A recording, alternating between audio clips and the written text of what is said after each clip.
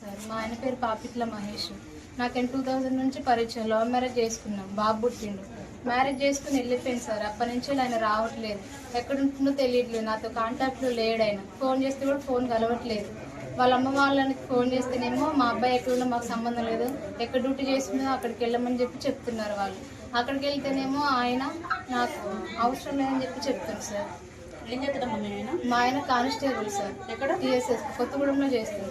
ఇళ్ళకి వెళ్ళినాం సార్. అక్కడ డ్యూటీ చేస్తున్నాను. అక్కడికి వెళ్తే నేను 12వ తారీఖు వస్తానని చెప్పిండు డెలివరీ టైంలో.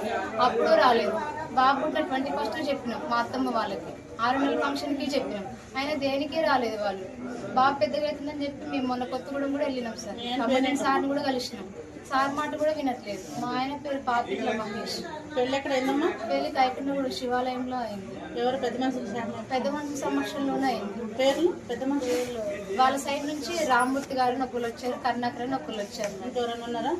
వాళ్ళ సైడ్ నుంచి వాళ్ళిద్దరు వచ్చి, మా సైడ్ నుంచి మా బాబాయ్ వాళ్ళు, మా తాతయ్య డిపార్ట్మెంట్ ఎవరైనా ఉన్నారు అందులో? డిపార్ట్మెంట్ ఎవరు లేదు.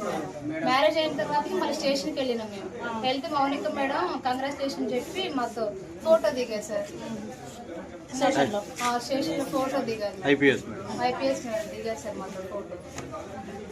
నీకేం కావాలి? ఇప్పుడు నాకు న్యాయం జరగాలి సార్. మా ఆయన వచ్చి మాకు న్యాయం చేయాలి సార్. న్యాయం అంటే ఏం కావాలి? మా ఆయన నన్ను తీసుకెళ్ళాలి మేడం. నాతో ఉండాలి. మా ఆయన నేను ఏం చేయాలి సార్. నాకు నా కొడుకు న్యాయం జరగాలి సార్.